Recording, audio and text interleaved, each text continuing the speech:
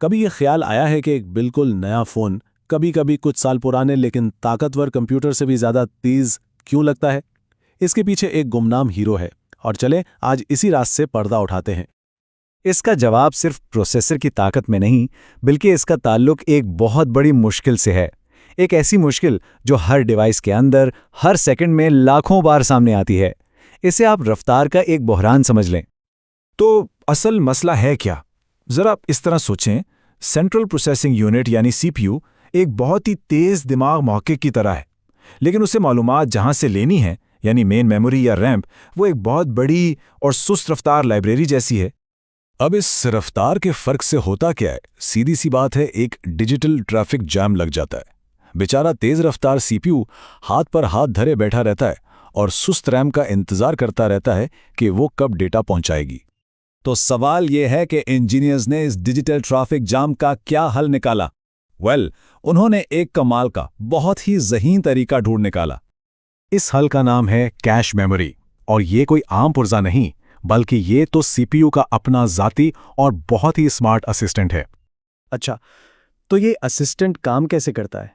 याद है वो मुहक्किक वाली मिसाल?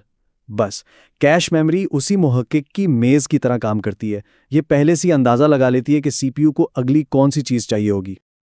और ये अंदाज़ा कोई तुक्का नहीं होता। ये दो बहुत ही सादा लेकिन शानदार उसूलों पर काम करता है। इन्हीं उसूलों से ये पेशगोई की जाती है कि कोई भी प्रोग्राम डेटा को किस तरह इस्तेमाल करेगा। तो पहला उसूल क्या है? बहुत सादा।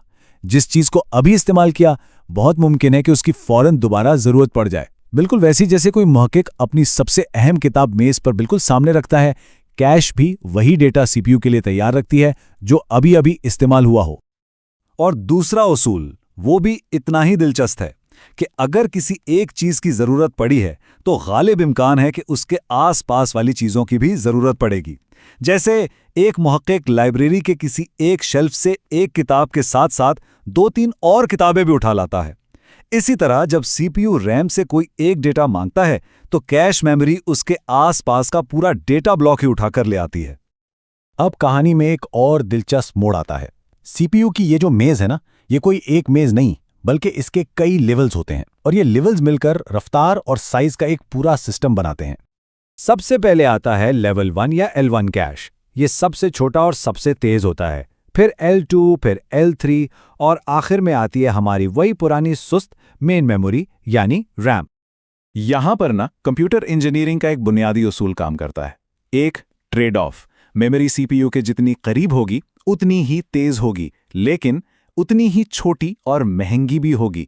यानी रफ्तार हासिल करने के लिए साइज की कुर्बानी देनी पड़ती है। और यही वो चैलेंज है जिसने चिप डिजाइनर्स को सालों से उलझाए रखा है। तो इतनी सारी थियरी के बाद असल सवाल तो ये है कि ये सिस्टम काम कैसा करता है, मतलब असल कारकर्दगी कैसी है? इसका जवाब दो बहुत ही सादा सी बातों पर मुनस्सर है। देखें, जब भी सीपीयू को डेटा चाहिए होता है वो सबसे पहले अपने असिस्टेंट यानी कैश से पूछता है। अगर डेटा वहीं मेज पर मिल गया तो इसे कहते हैं कैश हिट। ये एक जबरदस्त कामयाबी है और काम बिजली की रफ्तार से हो जाता है। लेकिन अगर डेटा कैश में नहीं मिला तो इसे कहते हैं कैश मिस, और ये एक नाकामी है। अब सीपीयू को फिर से उसी सुस्त लाइब्रेरी यानी रैम का चक्कर लगाना पड़ता है और इंतजार करना पड़ता है। तो जाहिर है पूरे सिस्टम का एक ही मकसद है, हिट्स को ज्यादा से ज्यादा किया जाए और मिस को कम से कम। और मजे की बात यह है कि आजकल के जो सिस्टम्स हैं वो इस काम में कमाल के माहिर हैं। उनकी कामयाबी की शरह अक्सर 95% से भी ज्यादा होती है। और यही 95% कामयाबी की शरह है जिसकी वजह से फोन पर ऐप्स फौरन खुल जाती हैं, वेब पेजेस अटके बगैर स्क्रॉल होते हैं और हर चीज इतनी तेज और रिस्पॉन्सिव महसूस होती है। ये वही गुमनाम हीरो है जो पसे पर्दा काम करता है और जिसकी वजह से हमें ये रफ्तार मिलती है। तो बस अगली बार जब अपनी डिवाइस की तेजी देखकर हैरानी हो तो याद रखिएगा कि ये सिर्फ ताकतवर प्रोसेसर का कमाल नहीं, बल्कि इसके पीछे इसके इंतहाई ज़हीन असिस्टेंट यानी कैश मेमोरी का खामोश और मौसर काम है। ये एक शानदार हल है जिसने कई दहाइयों से हमारी डिवाइसेस की कारकर्दगी को संभाला हुआ है।